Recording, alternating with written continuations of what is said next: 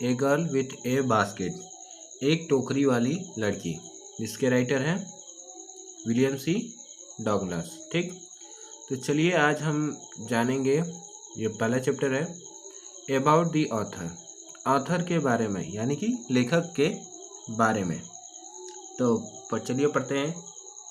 William C Douglas, ए जज of the supreme court of United state of America, visited India in 1950। एक बार और पढ़ेंगे। William C Douglas, ए जज of the supreme court of United state of America, visited India in 1950। यानी कि इसका चलिए अर्थ जानते हैं। यानी कि संयुक्त राज्य अमेरिका के सर्वोच्च न्यायालय के न्यायाधीश विलियम सी डॉगलस 1950 ईस्वी में भारत आए थे। ठीक ना, तो चलिए आगे पढ़ते हैं।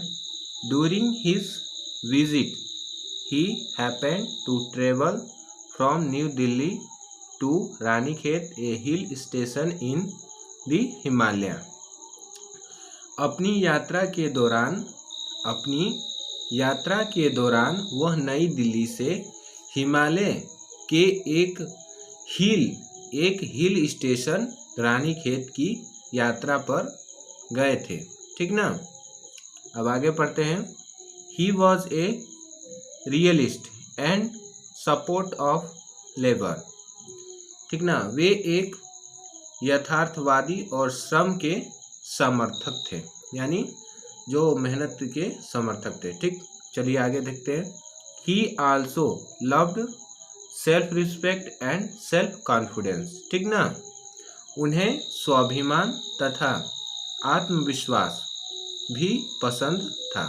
उन्हें कौन कौन सा पसंद था? स्वाभिमान और आत्मविश्वास दोनों पसंद था। He was fascinated and charmed with the natural beauty of India.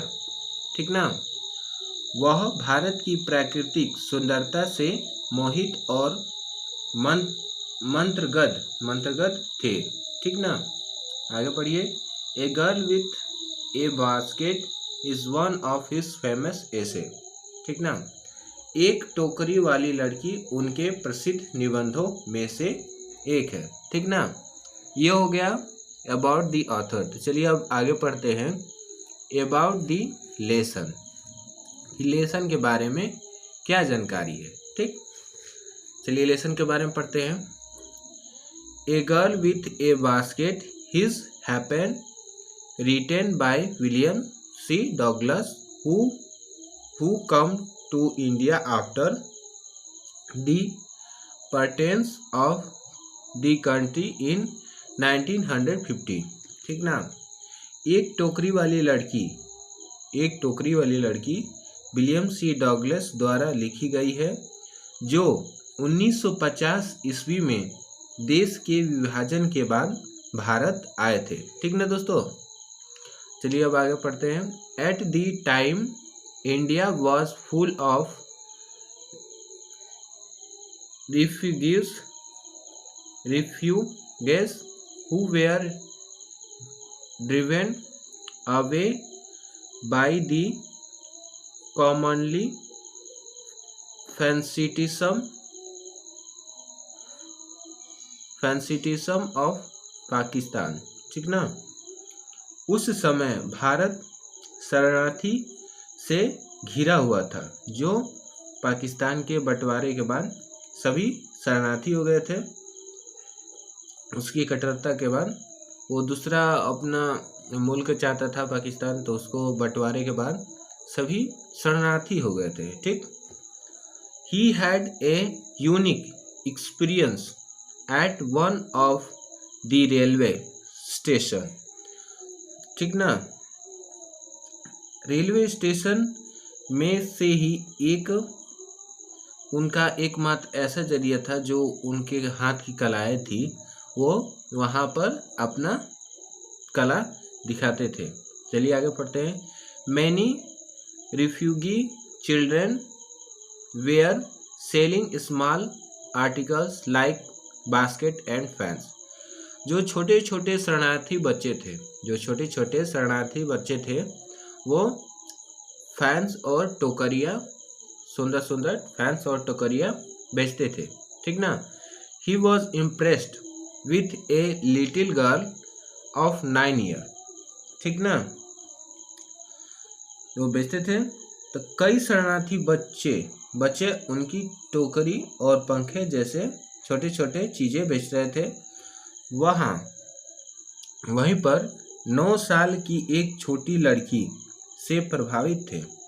वहीं के पर एक 9 साल की छोटी लड़की थी जिसका बास्केट ली हुई थी, उससे वो क्या कहते, विलियम सी डगलस उनसे प्रभावित थे।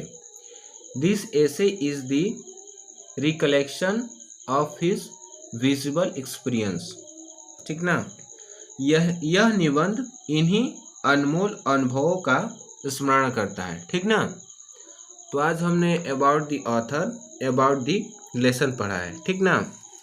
तो चलिए आज थोड़ा सा 2 पैराग्राफ ले लेते हैं। 2 पैराग्राफ आज ऐसे पढ़ेंगे, ठीक ना, और कल इसका आप पढ़ेंगे भी, अर्थ भी बताएंगे। I had left New Delhi for the Himalayas. I was going as far as Bareilly by train and then by car to Ranikhet, old British army hill station located on a 60,000 foot ridge opposite a 120-mile stretch of snow-capped Himalayas.